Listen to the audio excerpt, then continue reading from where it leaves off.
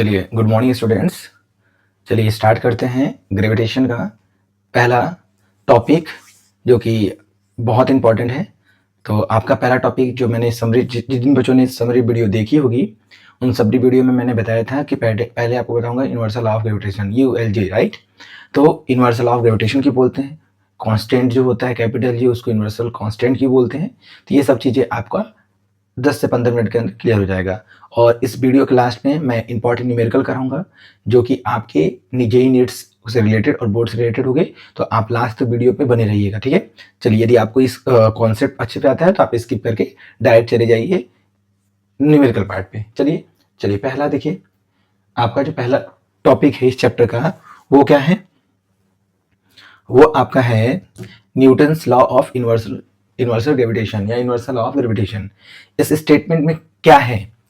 इस टॉपिक में ये है कि यूनिवर्स में कोई भी दो ऑब्जेक्ट है, कोई भी दो ऑब्जेक्ट, एनी वन, वो एक दूसरे को अपने तरफ अट्रैक्ट करते हैं। जैसे ये मार्कर है, ये मार्कर मेरे पास है और मैं हूं, तो मार्कर मेरे को अट्रैक्ट कर रहा है, मैं मार्कर को अट्रैक्ट कर रहा हूं। लेकिन ये सिग्निफिकेंट फोर्स ना होने के कारण ये चीजें विजुलाइज नहीं हो रही हैं। यदि ये सिग्निफिकेंट फोर्स होता तो विजुलाइज होती। अब ये मार्कर है या जो मान लो स्टाइलस है, इसको यदि मैं छोड़ रहा हूँ, ये नीचे जा रहा है, ठीक। तो ये नीचे जा रहा है तो लग रहा है कोई ना कोई इसको फोर्स डाउनवर्ड डायरेक्शन में, तो एक सिग्निफिकेंट फोर्स है। तो कब फोर्सेस सिग्निफिकेंट मैनर में दिखती हैं और कब आपके फोर्स सिग्निफिकेंट मैनर में नहीं दिखती हैं, ये आपको मैं थोड़ी देर में समझाने वाला हूँ। तो स्टेटमेंट क्या है कि every two object in universe always attract to each other, and that attraction force is directly proportional to the product of their masses and inversely proportional to the square between them। चलिए अगला slide लेते हैं। देखिए, Newton's law of universal gravitation, इसमें क्या है, ये formula दिया हुआ है। अब इसमें आप देखिए कि ये दिया हुआ है कि एक मास जो है आपका m1 है और एक मास m2 है। अब यहाँ पे m1 का जो दिया हुआ है कि ये देखिए फिजिक्स की एक बुक बनी हुई है और यहाँ पे एक ग्लास बना हुआ है, तो इस ग्लास को ये बुक अपनी तरफ अट्रैक्ट कर रहा है और ये जो ग्लास है इस बुक को अपनी तरफ अट्रैक्ट कर रहा है। इसका मतलब क्या है कि जो ग्रेविटेशनल फोर्स है वो ऑलवेज इन अट्रैक्टिव नेचर, ये रिपल्सिव नेचर का नहीं होता है।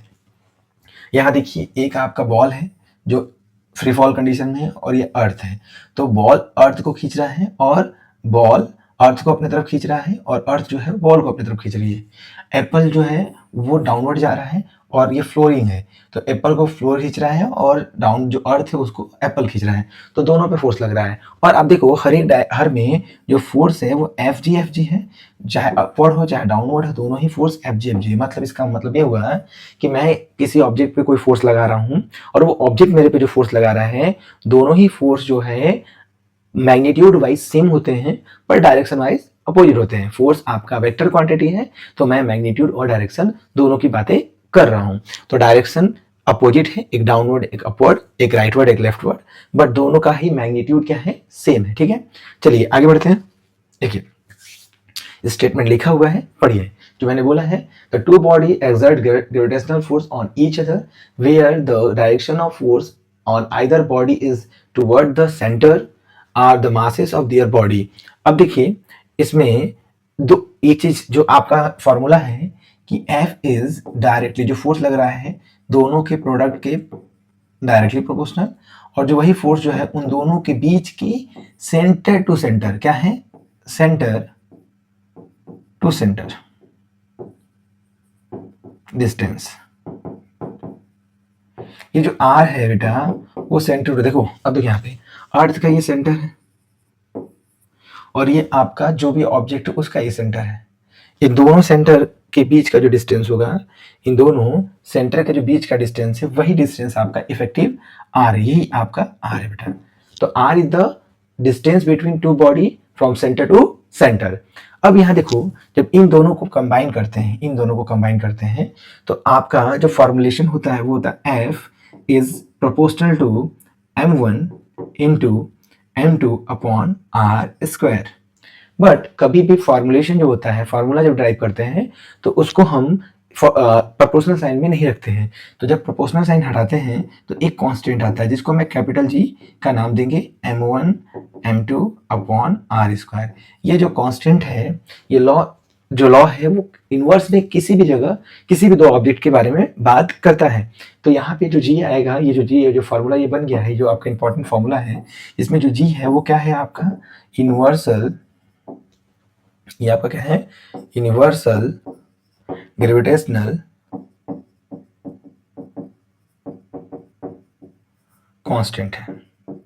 ठीक, ये यूनिवर्सल ग्रेविटेशनल कांस्टेंट है। इसकी जो वैल्यू है आप याद कर लीजिएगा। एक मिनट, एक चीज मैं सेटिंग कर लेता हूँ, बैक टिक सिलेक्शन कर देता हूँ। आप देखिए इसको, ये ठीक ठीक ठीक, एक मिनट रुक जाओ। ठीक है, चलो।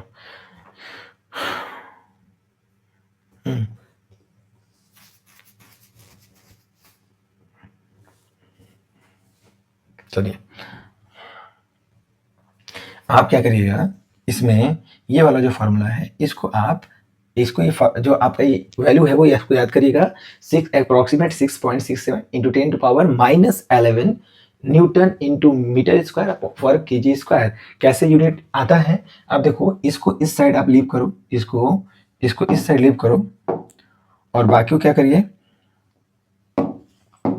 बाकी को आप ट्रांसफर कर दीजिए, इस पूरे को ट्रांसफर कर दीजिए इधर, तो क्या हो जाएगा, फोर्स का हो जाएगा न्यूटन, और आपका आर डिस्टेंस मीटर स्क्वायर, और ये केजी स्क्वायर डिनोमिनेटर में आ जाएगा। तो ये आप याद कर लीजिएगा क्योंकि इसके बिना नहीं होगा। अब देखो एक चीज और समझाऊंगा, पहले एक स्लाइड अगला देख लो, अगला स्लाइड, ठीक है।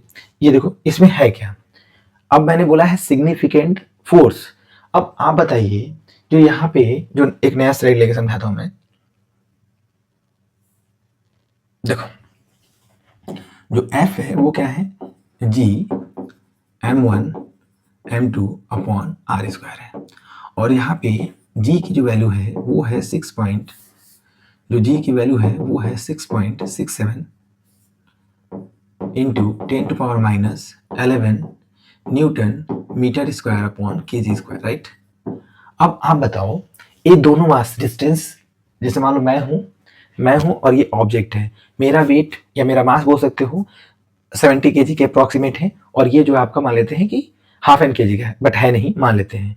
तो दोनों का प्रोडक्ट यदि होगा तो कुल मिला कितना हो जाएगा, मान लो ये 1 kg मान लेते हैं, तो दोनों का प्रोडक्ट जो हो जाएगा वो m1 इंटू m2 की वैल्यू हो जाएगी 70 kg, और ये 1 kg मान लिया, तो कितना हो जाएगा 70 kg स्क्वायर, ठीक।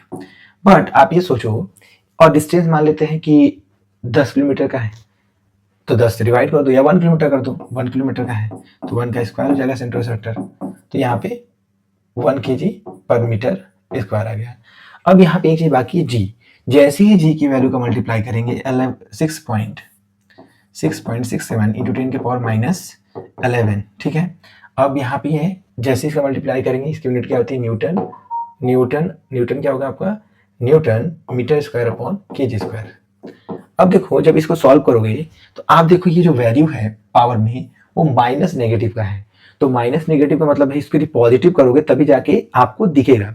तो पॉजिटिव में करने के लिए आपको ये देखना है कि क्या कोई, ये पॉजिटिव में कब होगा, जब मास का प्रोडक्ट जो होगा वो आपका 10⁻30 या 10⁻21 ऐसा कुछ होगा तब, और वो तब होगा जब दोनों ही आपके मासेस बहुत हैवी हो।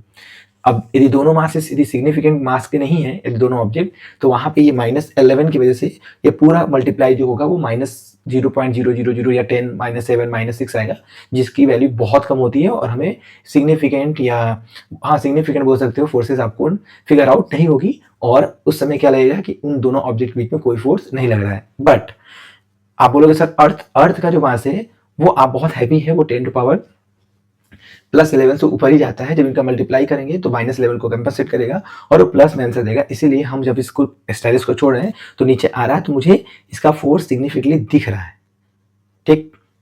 तो इसीलिए जब दो मासेस ऐसे हों जिनकी मासेस बहुत ज्यादा है, जिनका प्रोडक्ट जो है वो इसके पावर को कैंसिल आउट करने के लिए एबल है, तो आपको फोर्सेस दिखेंगी, अदरवाइज फोर्सेस आपको नहीं दिखेंगी। बट इसका मतलब ये नहीं है कि फोर्सेस नहीं लग रही हैं, फोर्सेस लग रही हैं, बट वो चीजें देखना ना देखना डिपेंड करता है जो आपका मास का प्रोडक्ट हो रहा है वो मासेस लाइट वेटेड है या वेरी हाई वेटेड है, ठीक है। यदि उनका मास बहुत ज्यादा है तब तो वो सिग्निफिकेंट उसका रिजल्ट दिखेगा, अदरवाइज नहीं दिखेगा। देखिए अब यहाँ पे आगे बढ़ते हैं। यहाँ पे आप ये पढ़ लीजिएगा, इसको मैं समराइज करके लिखवा दिया हूँ। देखिए क्या है कॉन्सेप्ट, क्या है इसके पीछे का ग्रेविटी का। We believe that the moon accelerate due to, क्या हम लोग करते हैं, we believe the moon accelerate was due to the force of gravity and the same gravity that caused the appeal to the fall from the apple from the tree. सही है। To prove this statement, the Newtons calculate the acceleration of the moon is 0.000272 meter per second square. That is the apple is 9.8 metre. तो ये क्या है, इनका ये concept था जो इन्होंने एक्सपेरिमेंट किया था, फिर यहाँ पे उन्होंने अप्लाई, इसको कभी कभी न्यूटन फोर्थ लॉ से भी नोन किया जाता है, बट मोस्टली इसको यूएलजी से जाना जाता है, universal law of gravitation, right.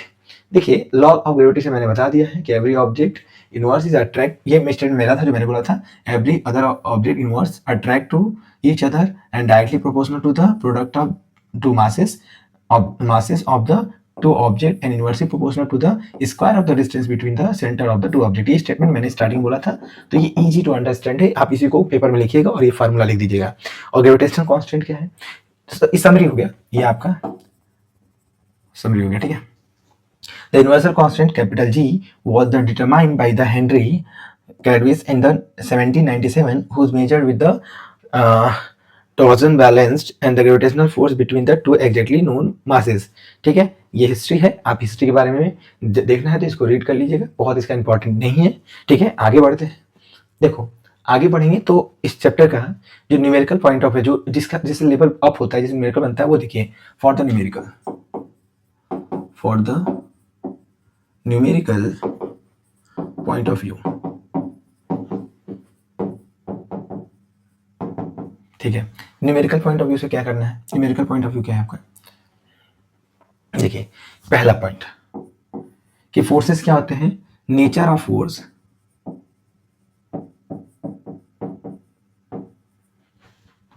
Are attractive only. इसमें कैसा होगा, the forces are attractive only. दूसरा क्या होगा, दूसरा आप ये सोचिए कि दूसरा इसमें क्या होना चाहिए, इनके डिस्टेंस के स्क्वायर, तो उसको छोड़िए, और इसमें आप क्या कर सकते हो कि यहाँ पे एक सुपर पोजिशन का कंसेप्ट होगा, सुपर पोजिशन थ्योरम, पढ़ लो, इंपॉर्टेंट है। क्या बोलता है न्यूमेरिकल के लिए, जैसे मान लो यहाँ पे तीन मासेस बना रहे हैं, मास m1, मास m2 और ये मास आपका m3। क्वेश्चन क्या पूछ रहा है, क्वेश्चन कह रहा है कि find out the effective force at mass m2। मान लो मुझे मास m2 पे, मैं इसको कलर चेंज करके लिख दे रहा हूं कि मास m2 पे आपको इफेक्टिव फोर्स निकालना है, कैसा, ग्रेविटेशनल फोर्स। जैसे लॉ ऑफ ग्रेविटेशन बोलता है कि जब दो ऑब्जेक्ट में से एक दूसरे को अट्रैक्ट करते हैं, तो पहली बात तो ये भी इसको, मतलब ये वाला जो है इसको अट्रैक्ट कर रहा है, इसको ये अट्रैक्ट कर रहा है, इसको ये अट्रैक्ट कर रहा है, इसको ये अट्रैक्ट कर रहा है, इसको ये अट्रैक्ट कर रहा है और ये इसको अट्रैक्ट कर रहा है, तो अट्रैक्शन फोर्स एक दूसरे के बीच में लग रहा है। बट क्वेश्चन जो बोला है कि बताइए कि m2 पे कितना अट्रैक्शन फोर्स लग रहा है, तो आप क्या करिएगा, देखिए क्या करिएगा, मुझे लिखाना है force, attraction force at m2 due to m1, attraction force m2 due to m3। लिखने का तरीका देखिए, अब ये इसको ये अट्रैक्ट कर रहा है, तो लिखोगे फोर्स ऑफ अट्रैक्शन, यहाँ पे लिखोगे एट और दूसरे में लिखोगे ड्यू टू। ठीक, तो यहाँ पे लिख दोगे एट मतलब 2 और ड्यू टू मतलब 1। ठीक है, यहाँ लिखोगे ये जो खींच रहे हो इसको लिखोगे force at comma due to, तो क्या हो जाएगा, एट क्या है 2 और ड्यू टू क्या है 3 है। ये दो फोर्सेस है। अब इन दो फोर्सेस से क्या करना है, आपको नेट निकालना है, तो F net at 2 is equal to force of 2 1 vector plus force of 2 3 vector. इसको क्या करिएगा, वेक्टर फॉर्म में लिख के वेक्टर एडिशन लॉ से इसको सॉल्व कर दीजिएगा और आपका आंसर आ जाएगा। ठीक है, क्लियर है। ठीक है, तो इस टाइप से आपको जो न्यूमेरिकल मिलेंगे, इस पे ये मोस्ट इंपॉर्टेंट है, इसे मैं न्यूमेरिकल कराऊंगा। ठीक है, तो आप इसको कॉपी कर लीजिए, फिर न्यूमेरिकल कराते हैं।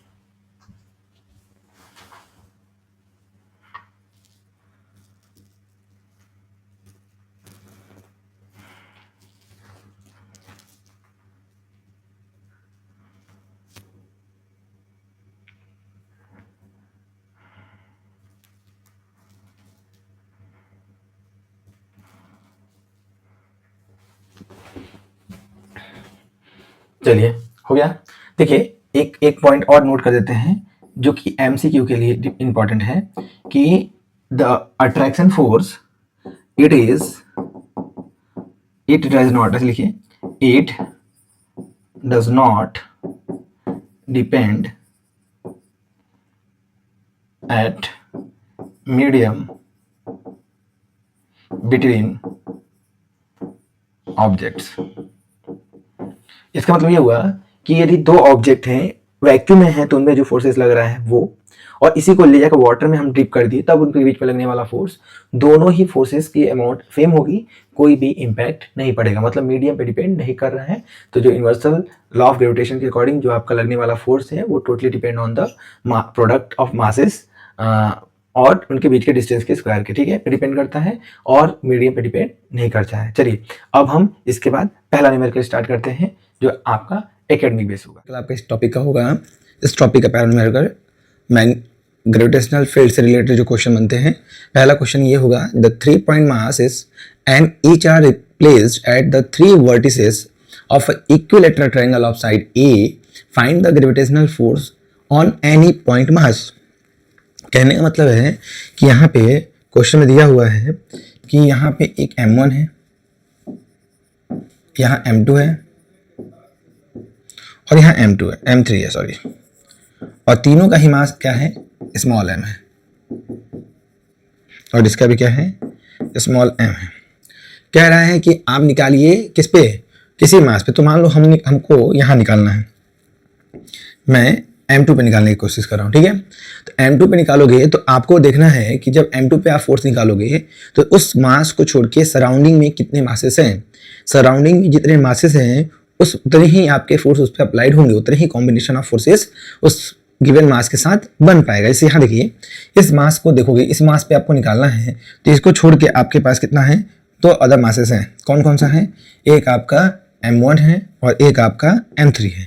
तो m1 भी इस पर एक फोर्स लगाएगा, किस नेचर का, अट्रैक्टिव नेचर का फोर्स लगाएगा, और जो आपका m3 है वो भी अट्रैक्टिव नेचर का फोर्स लगाएगा। देखिए कुछ इस तरीके से। पहला क्वेश्चन है तो बहुत स्लो जाएंगे, एक फोर्स आपका इधर रहेगा और एक फोर्स आपका इधर लगेगा। ये कैसा फोर्स है, फोर्स सेकंड में लग रहा था, फोर्स एट 2 ड्यू टू 1, और ये क्या है, force at 2 due to 3। Clear है, दिख रहा है। तो ये आपका फोर्स हो गया। ये फोर्स को रिप्रेजेंट करने का तरीका है। जब इस क्वेश्चन को सॉल्व करना है तो एक मेथड यूज है, इसको बोलते हैं सुपरपोजिशन थ्योरम, जो मैंने इसके पिछले 2 स्लाइड के पहले डिस्कस किया है। सुपरपोजिशन थ्योरम बोलता है कि किसी भी मास पे यदि आपको इफेक्टिव या रिजल्टेंट या नेट फोर्स निकालना है तो उस मास के सराउंडिंग या फोर्स को देखो, यदि वो फोर्सेस पे कितने फोर्सेस लग रहे हैं उस फोर्सेस का वेक्टर सम कर दीजिए। तो यहाँ पे हमें जब निकालना होगा एफ नेट एट 2, तो आपका हो जाएगा vector sum of F21 plus में वेक्टर सम F23, ये आपका हो जाएगा। और इसका मैग्नीट्यूड फॉर्म क्या होता है, जब किसी वेक्टर का मैग्नीट्यूड निकालोगे तो वो होता है अंडर रूट में a² plus b² plus 2ab cos theta, ठीक है, ये होता है मैग्नीट्यूड। और आपका जो रिजल्टेंट होता है जब दो वेक्टर सेम होते हैं, अब इक्विलेटरल ट्रायंगल है तो ये भी 60 डिग्री होगा, ये भी 60 डिग्री होगा और ये भी 60 डिग्री होने वाला है।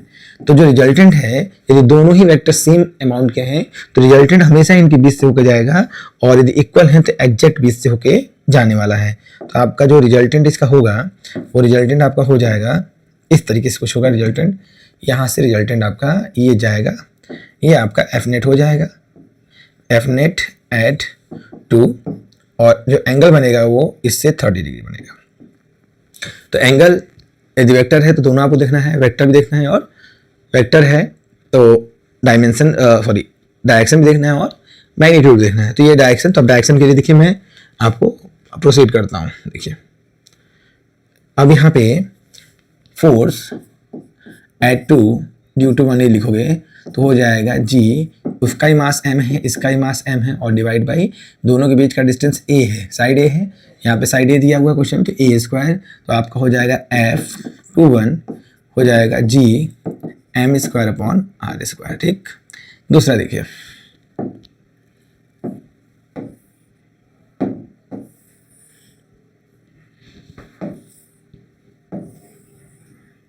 ठीक है। अब जब आप F2 3 निकालोगे तो सेम चीज जी, यहाँ क्या होता है, ये था आपका M1, ये था M2, तो यहाँ पे M2 into M3 divide by दोनों के बीच के डिस्टेंस का स्क्वायर। ठीक, यहाँ ए था, मैं बस सिंप्लीफाई कर रहा हूँ, कुछ बच्चे डाउट में होंगे उनके लिए लिख रहा हूँ जी M और M स्क्वायर, और ये हो जाएगा आपका R स्क्वायर। ये आपका इक्वेशन 2 हो गया, ये इक्वेशन 1 हो गया। क्लियर दिख रहा है? ये इक्वेशन 1 और ये इक्वेशन 2 हो गया। अब दोनों का वेक्टर सम करना है, तो वेक्टर सम करने के लिए रूल क्या होता है, आप वेक्टर सम जब निकालोगे तो देखो ऐसा है वेक्टर सम मैं करने जा रहा हूँ।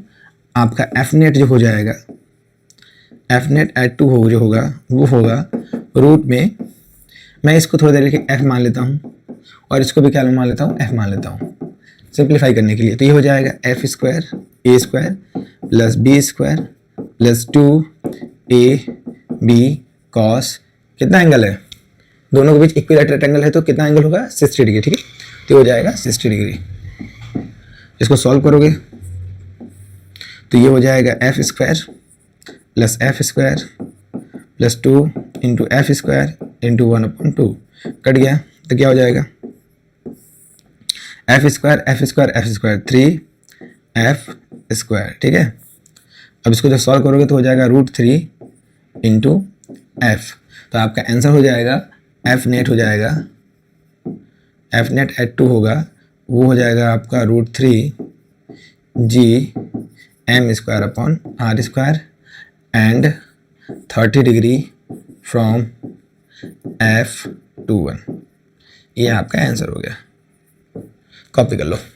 ठीक, एक इसका स्लाइड है मैंने ऐड किया था, यहाँ पे भी आप उसको देख सकते हो, मैं यहाँ पे देख लो, और एक स्लाइड और है इसको भी आप देख लो, वही चीज़ है, बस थोड़ा सा ये एक पेज पे हो गया है, 1 2। ठीक है,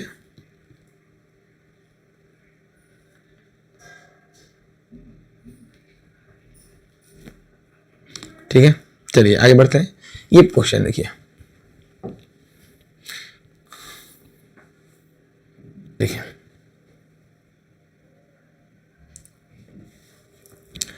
देखो ये मोस्ट ऑफ द जो क्वेश्चन है वो रेफरेंस बुक की है। यदि रेफरेंस बुक का नाम जानना है, यदि आपको क्वेश्चन देखना है, यदि लगाना है, तो आप DC पांडे, SC वर्मा, तो ये DC पांडे के क्वेश्चन है, और कुछ क्वेश्चन SC वर्मा के भी क्वेश्चन आपको मिलेंगे, और जो आपके अकेडमी वाले हैं वो SC अरोड़ा से क्वेश्चन लगाओगे तो वहाँ से मिल जाएंगे, बट ये अभी जो करा रहा हूँ DC पांडे का क्वेश्चन है। देखिए तो क्वेश्चन 2 क्या कह रहा है, क्वेश्चन देखिए, 4 particle each of mass m are placed at the 4 vertices of a square of side A. Find the net force on any one of the particle. Solution, we are finding the net force on the D. ये आपको hint दिया हुआ है कि आपको D particle निकालना है। ठीक है, अब हम करने जा रहे हैं, कहाँ गया भाई, सेव।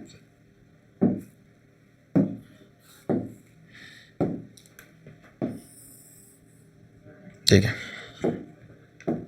देखिए सिंपल सा क्वेश्चन है, A B C और ये D, तो हमें किस पे निकालना है, D पार्टिकल पे निकालना है। किसी पार्टिकल आप ले सकते हो, तो इस पे भी M है, यहाँ भी मास आपका M है, यहाँ भी मास आपका क्या है, M है, यहाँ पे भी मास क्या है, M है, और यहाँ पे भी मास क्या है, M है। अब आप बताओ, मैंने बोला कि जब भी आपको किसी पॉइंट हो, सेंटर हो या एनी वेयर कहीं भी आपको निकालना हो, तो आप क्या करिए, उस पॉइंट को छोड़िए, उस पॉइंट को छोड़ने के बाद आप देखिए अदर कितने मासेस उसके सराउंडिंग में हैं, फिर उस मासेस को, फिर उसके कितने पेयर बनेंगे, नो डाउट 3 यदि मासेस रिमेनिंग है तो 3 पेयर और बनेंगे। तो यहाँ पे देखो इसको D को छोड़ के 3 मासेस रिमेनिंग है, तो इस तीनों मासेस से इस पर फोर्स लगेंगे, ये समझ लिया कि 3 फोर्स बनेगा। दूसरा पॉइंट क्या है कि फोर्सेस जो हैं वो दोनों ही मासेस के सेंटर से सेंटर मिलाने वाले शॉर्टेस्ट लेंथ के क्रॉस लगता है, तो पहले वो बना दीजिए। देखिए यहाँ पे फोर्स कैसे लगेगा, देखिए B जो है वो अट्रैक्टिव फोर्स लगाएगा इधर, ठीक, उसके बाद C भी लगाएगा अट्रैक्टिव फोर्स ये, और आपका D भी लगाएगा अट्रैक्टिव फोर्स ये। ठीक, अब आप देखो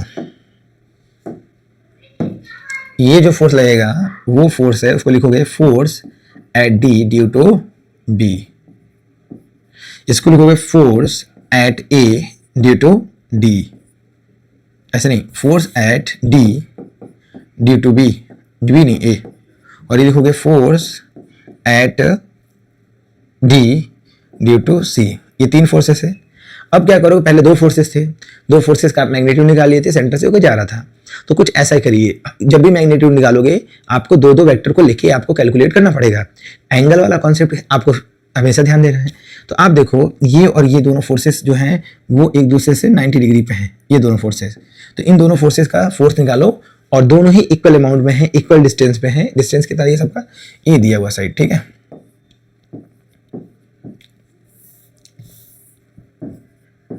और ये दिया हुआ है और ये भी ये दिया हुआ है। तो जो आपको करना है, क्या करना है, ये दोनों इक्वल फोर्स होंगे, इसका भी जो रिजल्टेंट जाएगा ये नया वाला आएगा एफ नेट ऑफ डी और ए और सी का, वो ये हो जाएगा। और ये दोनों के बीच का एंगल 0 डिग्री है, तो डायरेक्ट ऐड कर देना, आपका आंसर आ जाएगा। तो इन दोनों का निकालिए, तो ये एफ ए सी जो आएगा, एफ ए सी जो आएगा वो आ जाएगा। देखो एक स्लाइड में दिखाता हूँ जो मैं लिखा था वहाँ पे। देखिए यहाँ पे जो थीटा लिखा हूँ, ये थीटा, यदि थीटा जो है कॉस 0 डिग्री हो जाए तो कॉस 0 1 हो जाएगा। तो A square plus B square plus 2ab, तो यहाँ पे बाहर हो जाएगा f1 प्लस f2, ये हो जाएगा डायरेक्ट f नेट के बराबर। और मान लो जो तुम्हारा cos 0 की जगह cos 90 हो गया, तो 90 हो गया तो ये क्या हो जाएगा, क्या हो जाएगा, ये 90 हो जाएगा तो 0 हो जाएगा। तो f नेट जो हो जाएगा वो दोनों के स्क्वायर के ऐड के रूट स्क्वायर रूट के बराबर होता है। क्या होता है, स्क्वायर रूट के बराबर होता है, f1 square plus f2 square.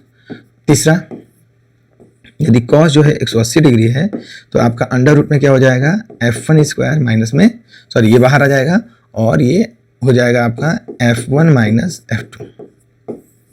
ये आपकी बात है, ये आपका डायरेक्ट यहाँ से आंसर आएगा, ठीक है, क्लियर है। तो अब आते हैं उस स्लाइड पे। ये देखिए, तो इसका आंसर जो हो जाएगा वो दोनों 90 डिग्री पे है, तो 90 पे क्या हो जाएगा, cos 90 0 और 0 में जाएगा तो अंडर रूट में f1 square plus f2 square, तो हम इसको f मान लेते हैं और इसको भी f स्क्वायर मान लेते हैं। तो ये आपका हो जाएगा रूट स्क्वायर 2f स्क्वायर, ये हो जाएगा √2 इंटू एफ। अभी f क्या है, इसको भी मैं f बना हूँ और इस फोर्स को भी मैंने f माना है।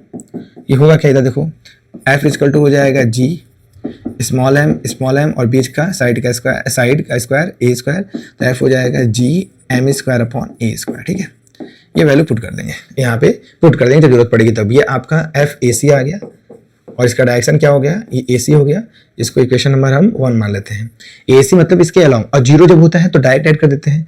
तो ये दोनों जो है आपका, ये दोनों जो है वो 0 डिग्री पे है। तो अब आपका जो फाइनल नेट आएगा एफ नेट एट डी जो आएगा, अब इन दोनों को ऐड कर दीजिएगा, किसको, एफ ए सी को और ये एफ डी बी को। और इसकी वैल्यू कितनी आई है, रूट में 2f। और ये क्या होगा, देखो ये डिस्टेंस देखो, ये जो अब इस पॉइंट और इस पॉइंट के बीच का निकालोगे f, तो ये f अलग आएगा। कैसे निकलेगा, देखो f db क्या होता है, g मास m और वो मास m, ठीक है। लेकिन बीच का डिस्टेंस डायगोनल का स्क्वायर क्या होता है, देखो यहाँ पे a है, ये a है, पाइथागोरस लगाओ तो ये हो जाएगा √2 इंटू ए, इतना आपको पता होगा। तो यहाँ पे √2 इंटू ए होल स्क्वायर, ठीक है। तो क्या हो जाएगा, g m स्क्वायर अपॉन में 2 इंटू ए स्क्वायर, ठीक। ये हो जाएगा एफ डी बी, ये आपका एफ डी बी हो गया। चलिए वैल्यू पुट करते हैं।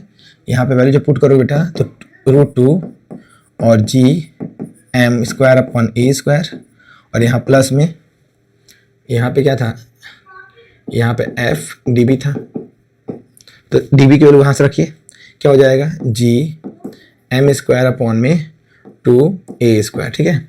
कॉमन करें जो कॉमन निकल सकता है, कॉमन होगा आपका g m square upon a square, ये ब्रैकेट में होगा √2 प्लस में 1/2, ठीक है। ये हो जाएगा g m square upon a square, और ये आपका हो जाएगा 2√2 प्लस 1/2। ये आपका एफ नेट हो जाएगा। वैल्यू पुट करना तो करके आप सॉल्व कर लीजिएगा, ये आपका आंसर है। और क्या होगा, इसका आंसर हो जाएगा at and 45 degree from F C D. ये पूरा आपका कंप्लीट आंसर हो गया। देख लो बेटा, देख लो, कॉपी कर लो।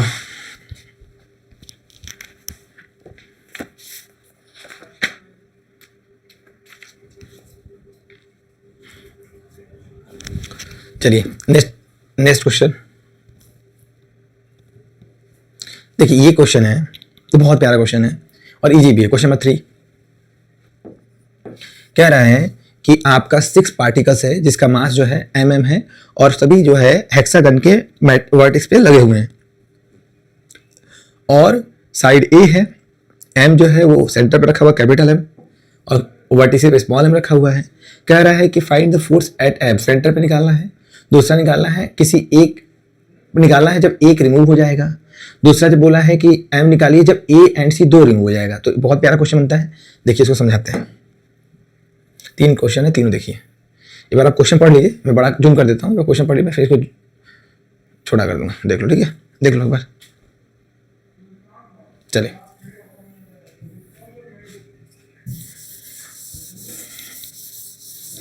देखिए,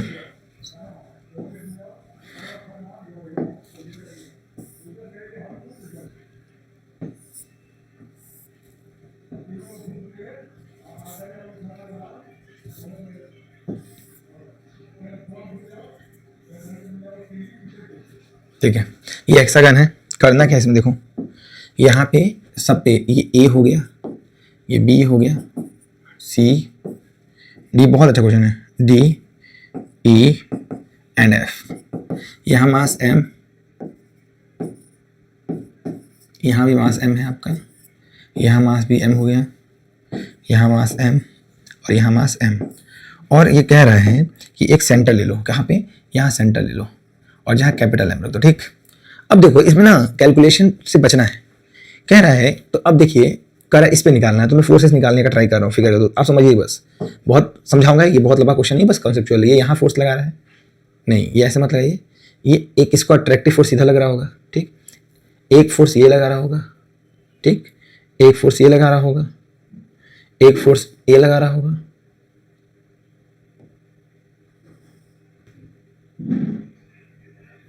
एक आपका F लगाएगा और एक आपका C लगाएगा, ठीक है। देखिए ये आपका F है। अब आप देखो कि इस वैल्यू जो होगी, ये जो डिस्टेंस मान लो ये A बोला है ना, साइड क्या बोला बेटा, साइड बोला है कि हेक्सागन का साइड क्या बोला है, और साइड A है। तो यहाँ पे मान लो ये एक साइड है, ये भी A साइड है, ये A साइड है, A साइड, A साइड और ये A साइड। बेटा सेंटर से डिस्टेंस हम r मान लेते हैं, वैल्यू बाद में निकलेगा, r मान लो सबको। कोई एक फोर्स निकालो, मैं ये फोर्स निकाल रहा हूँ, बोलूँगा सेंटर को ये O मान देते हैं, तो ये फोर्स का नाम होगा force at O due to B, ये होगा force at O due to A, ये हो जाएगा force at O due to C, ये होगा force at O due to D, और ये क्या होगा बेटा, force at O due to E, और ये हो जाएगा force at O due to F। ये हो गया। अब आप देखो ये इस एक फोर्स निकालिए, जैसे हम फोर्स यहाँ निकाल रहे हैं FOA, तो इसकी वैल्यू हो जाएगी G capital M into small m upon में R स्क्वायर, ठीक है। फिर देखिए FOB निकालेंगे तो क्या हो जाएगा, सेम चीज़ होगा, G small m capital M upon में R स्क्वायर। FOC क्या हो जाएगा, G capital M small m upon में R स्क्वायर, और यहाँ पे OD कितना हो जाएगा, G M small m upon R square. FAD था, D के बाद E हो जाएगा, तो ये क्या हो जाएगा, G M small m upon R square, और यहाँ पे FOE F जो हो जाएगा वो हो जाएगा G capital M small m upon में R स्क्वायर। ये हो गया। ये 6 फोर्सेस मैंने लिख दिया। आप देख लो 6 फोर्स का मैग्नीट्यूड सेम है, ठीक, लेकिन हमें नेट निकालना है, तो जो इसका फोर्स होगा तो F नेट होगा। यदि आप F नेट की बात करेंगे तो F नेट क्या होगा, यदि F नेट की बात करेंगे, F net at capital M हो जाएगा FOA vector plus FOB vector plus FOC vector plus FOD vector, फिर यहाँ क्या हो जाएगा FOE वेक्टर और प्लस में FOF वेक्टर। ये 6 वेक्टर का क्या होगा, वेक्टर सम होगा। अब आप देखो मैं यदि इसको चूज करता हूँ तो इसको कंपनसेट करने के अपोजिट में ये है, तो इसको 0 कर दिया कट करके। FOB को कंपनसेट करने के लिए FOE है और FOC को कंपनसेट करने के लिए ये है। तो जब आप सेंटर पूछोगे और सभी मासेस इक्वल है तो आपका जो ये इसका आंसर हो जाएगा वो 0 हो जाएगा, 0 न्यूटन। ये आंसर पहले का हो गया, ये आपका ए वाले का आंसर आ गया, ए पार्ट का। बोला ना कि find the centre force at M, ठीक है। अब क्या कह रहा है दूसरा, देखिए कह रहा है, देखिए दूसरा क्वेश्चन कह रहा है, यहाँ लाइए, दूसरा क्वेश्चन ये कह रहा है कि बताइए, एक मिनट, दूसरा है force on M if the particle A is remove. अच्छा जी, अब देखो कह रहा पार्टिकल ए जो है रिमूव कर दो, ये रिमूव कर दो, हटा दो यहाँ से, ये रिमूव कर दो, ठीक। जब रिमूव कर दोगे तो इधर जो लगने वाला फोर्स है ये भी खत्म हो जाएगा, क्या हो जाएगा, ये भी खत्म हो जाएगा, ये फोर्स खत्म हो जाएगा, ठीक। अब क्या हुआ कि अब इस फोर्स को कंपनसेट करने वाला कोई फोर्स है नहीं, तो एफ नेट क्या हो जाएगा, इसके बराबर हो जाएगा। तो एफ नेट जो होगा बाकी तो कंपनसेट हो जाएगा, बी कैंसर बता रहा हूँ, बाकी तो कंपनसेट हो जाएगा, बट ये वाला फोर्स बचेगा। और एफ ओ डी की वैल्यू कितनी पता है, G M small M upon में आर स्क्वायर, फ्रॉम डायरेक्शन क्या हो जाएगा, फ्रॉम क्या होगा, O to D, from O to D, ये डायरेक्शन हो गया, दूसरे का आंसर ही होगा। तीसरा देखिए, तीसरा कह रहा है, तीसरा क्वेश्चन बहुत अच्छा है कि आप ए और सी दोनों से हटा दिए, अभी तो ए से हटाए थे, अब सी से हटाइए, सी से कहाँ हटा दिए, सी कहाँ गया, सी सी सी सी सी सी यहाँ से हटा दिए, ठीक, ये हटा दिया। अब भाई जब ये सी हट गया तो ये फोर्स भी हट जाएगा, हट गया फोर्स। अब आप देखो, अब कंपनसेट करने के लिए इसको कंपनसेट ये किया, इसको कंपनसेट ये नहीं कर पाएगा, इसको कंपनसेट ये नहीं कर पाएगा। इसका मतलब क्या हुआ कि दो फोर्सेस आपको मिल गए, कौन कौन से, ये अच्छा बी वाला फोर्स जो है वो इसको कंपनसेट करेगा और ये जो है इसको कंपनसेट नहीं कर पाएगा, ठीक है। तो आपका दो फोर्सेस देखो, ये इसको कैंसिल करेगा, ये इसको कैंसिल कर देगा और ये इसके साथ रिमेनिंग रहेगा, ये इसके साथ रिमेनिंग, मतलब दो फोर्सेस एफ ओ एफ और एफ ओ डी, ये दो फोर्सेस हैं जिसकी वजह से आपका फोर्स निकलना है। कैसे निकलेगा, देखो मैं ये हटा देता हूँ, ये हटा देता हूँ,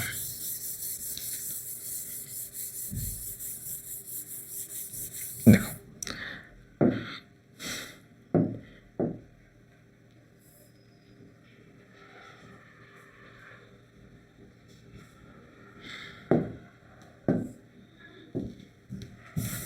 देखिए मैं फोर्स दिखा रहा हूँ, एक फोर्स ये है, एक फोर्स ये है जो कैंसिल नहीं हुआ, ये फोर्स, और एक फोर्स ये जो कैंसिल नहीं हुआ है, ये दो फोर्स, ठीक है। तो बाहर कर देता हूँ ये फोर्स और ये एक फोर्स, ये दो फोर्सेस हैं, ये दो फोर्सेस जो हैं जो अभी कैंसिल नहीं हुए हैं, इन दो फोर्सेस की वजह से आपको रिजल्टेंट फोर्स निकाला। एक फोर्स ये हो गया,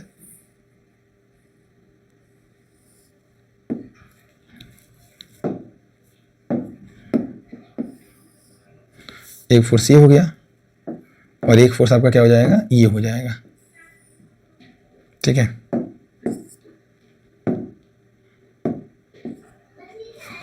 ठीक है, अब देखो इनके बीच का एंगल कितना है, अभी पूरा 6 है, तो 6 को जो डिवाइड करोगे 360 को 6 से डिवाइड करोगे, 360 को 6 से करोगे तो कितना होगा, ये पूरा कितना होगा, 360 होगा। और 1 2 3 4 5 6 इक्वल पार्ट में है, तो 6 कटा तो 60 आ गया, ठीक। तो अब दो एंगल हैं, तो इसमें दो एंगल है, तो 60 और 60 मिलकर कितना हो जाएगा, 120। तो ये एंगल कितना हो गया, 120।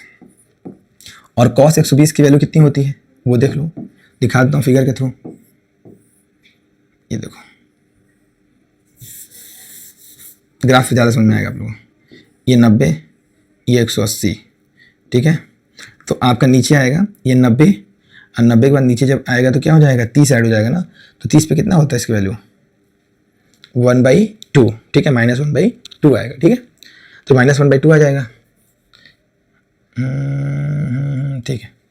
अब यहाँ पे आपको ये हो जाएगा आपका एफ ओ एफ और ये हो जाएगा एफ ओ डी। इसको लिखो क्या हो जाएगा, इसकी वैल्यू हो जाएगी G M small M upon में आर स्क्वायर। इसका भी हो जाएगा G capital M small M upon में आर स्क्वायर। इसको मैं एफ मान लेता हूँ, इसको भी एफ मान लेता हूँ, और दोनों का फॉर्मूला हो जाएगा अंडर रूट में F square plus F square plus में 2 एफ कॉस 120 डिग्री, ठीक है। ये आपका एफ नेट है। देखो क्या होगा, कॉस कितना हो गया आपका, माइनस में 1/2, ठीक है, माइनस में 1/2 ही रहेगा, कोई दिक्कत नहीं है। कॉस 30 है ना, तो √3/2 होना चाहिए ना, √3/2 होगा, क्योंकि कॉस यदि मान लो माइनस में कॉस 30 डिग्री बोल रहा है, तो कॉस 30 जो होता है वो कितना होता है, √3/2 होता है। तो रखिए ये 2f स्क्वायर हो जाएगा और ये हो जाएगा माइनस में 2 × √3/2 f स्क्वायर, तो ये हो जाएगा 2f², और ये कट के क्या हो जाएगा, माइनस में √3f², ठीक है। अब यहाँ पे f बाहर आ जाएगा और ये अंडर रूट में 2 माइनस √3, ये आपका हो जाएगा, यही आपका आंसर होगा न्यूटन में। और इसका रिजल्टेंट कहाँ जाएगा, इसके बीचों बीच जाएगा, कहाँ जाएगा, इसके बीचों बीच जाएगा, 60 डिग्री बनाएगा, तो यहाँ से ये आपका एफ नेट हो जाएगा, और इसका डायरेक्शन क्या हो जाएगा, यहाँ से ये 60 डिग्री हो जाएगा, ये आपका एफ नेट हो जाएगा। एक बार कॉपी कर लो, कॉपी करो इसको।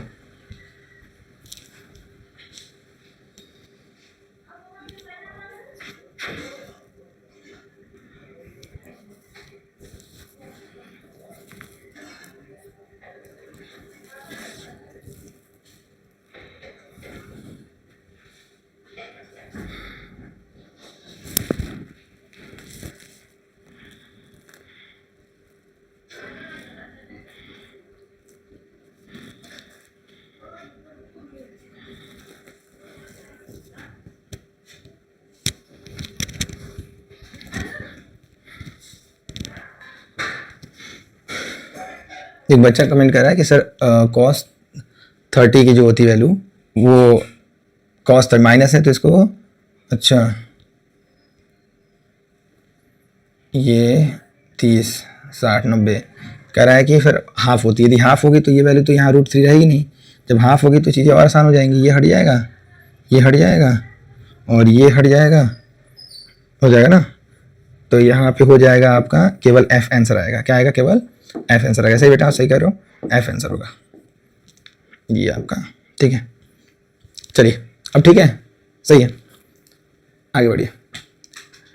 कह रहा है ये क्वेश्चन, ये जो क्वेश्चन है वो आपको करना है, ये सेम पैटर्न पे है, ये 5 पार्टिकल का है और ये पेंटागन का, तो ये आपका होमवर्क है, आप इसको ट्राई करके बताइएगा। सेम क्वेश्चन है, बस मैंने पेंटागन कर दिया हेक्साग्राम से। ये लास्ट क्वेश्चन बहुत इंपॉर्टेंट है, ये मोस्ट इंपॉर्टेंट क्वेश्चन है। ये क्या कह रहा है, देखो, ठीक है, कह रहा है कि a mass of M at a distance from one end A, यहाँ पे एक मास एम रखा हुआ है, uniform length of mass L, the gravitational force at the mass M due to the rod, इस पे आपको फोर्स निकालना है, ठीक। अब ये हो गया डिस्ट्रीब्यूटेड मास का हो गया क्वेश्चन। तो डिस्ट्रीब्यूटेड मास में एक कॉन्सेप्ट है इंटीग्रेशन का, वो करना पड़ेगा। क्या करना होता है, देखो इधर, इसमें करना क्या होता है कि आप एक छोटा सा सेक्शन ले लेते हो, ये छोटा सा सेक्शन ले लो, और इस छोटे से सेक्शन का जो ये पूरा एल दिया है तो इसको डीएल मान लो। क्या मान लो, डीएल मान लो, विजुअल है ना कलर, ठीक है, डीएल मान लो। और ये जो डिस्टेंस इसका है वो जो उस पॉइंट से, वो आप एक्स मान लो, एक्स मान हो गया तो आर मान लो, आर मान लो। ये चीज़ आपको करना होगा, एक छोटा सा पोर्शन लोगे। अब देखो इस ये छोटे पोर्शन का जो लीनियर मास डेंसिटी होगा, जिसको बोलते हैं लीनियर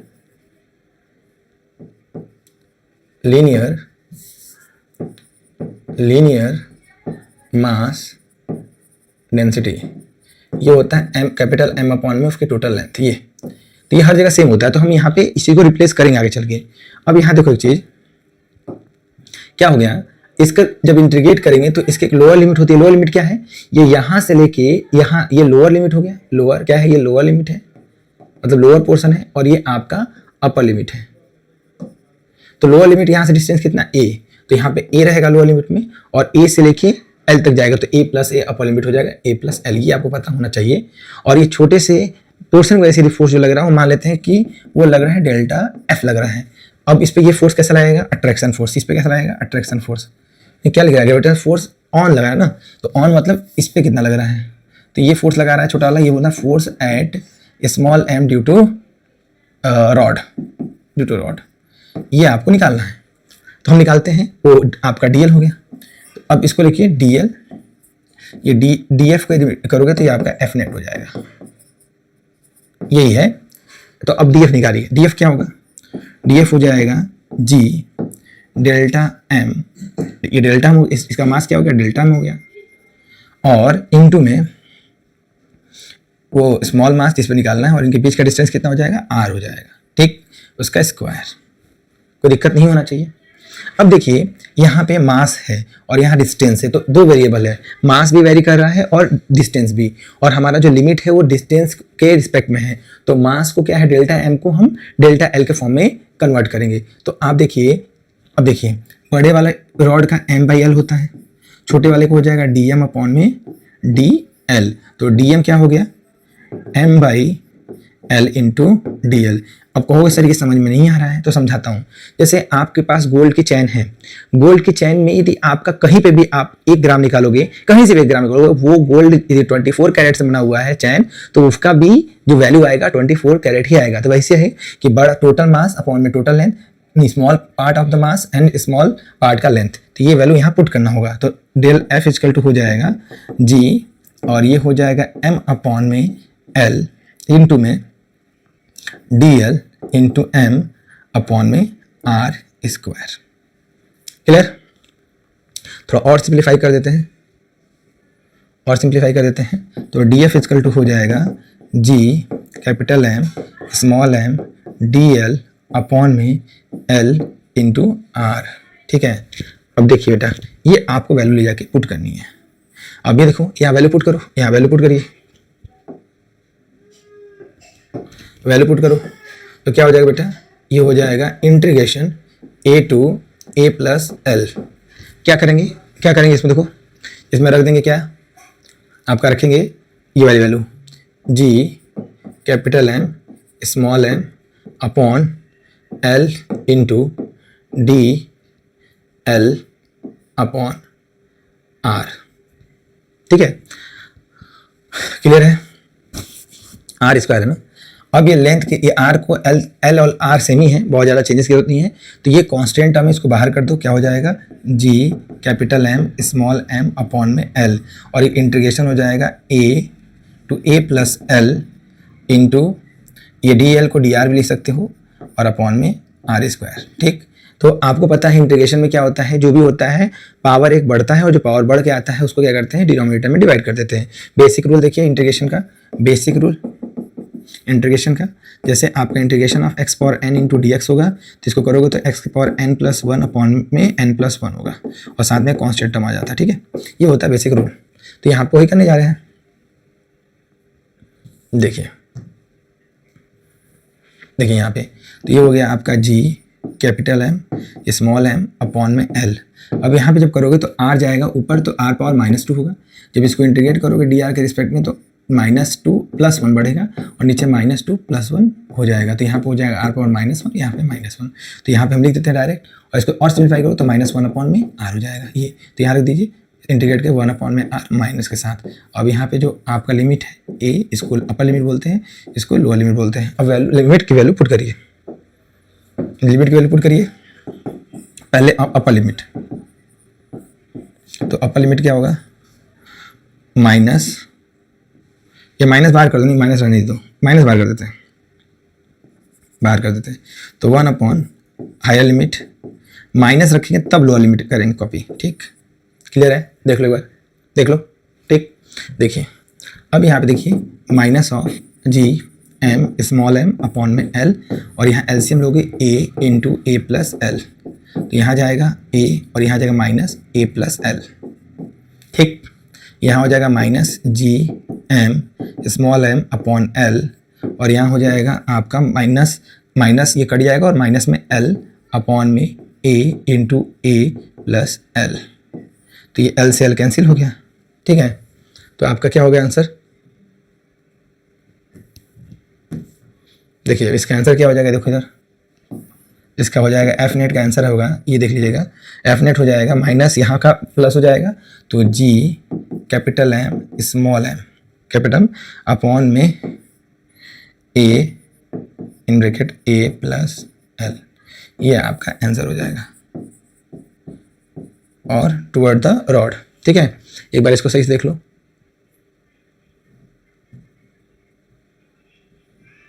देख लीजिए एक बार। ठीक है, चलिए मुझे लगता है दैट कि ये अच्छा खासा क्वेश्चन हो गया। एक मैंने डिस्ट्रीब्यूटिव करा दिया, एक आपका नॉर्मल करा दिया क्वेश्चन पॉइंट मार्क्स का, तो ये इनफ है। अब अगला टॉपिक इसके बाद पढ़ाएंगे, तब के लिए thank you so much and be motivated.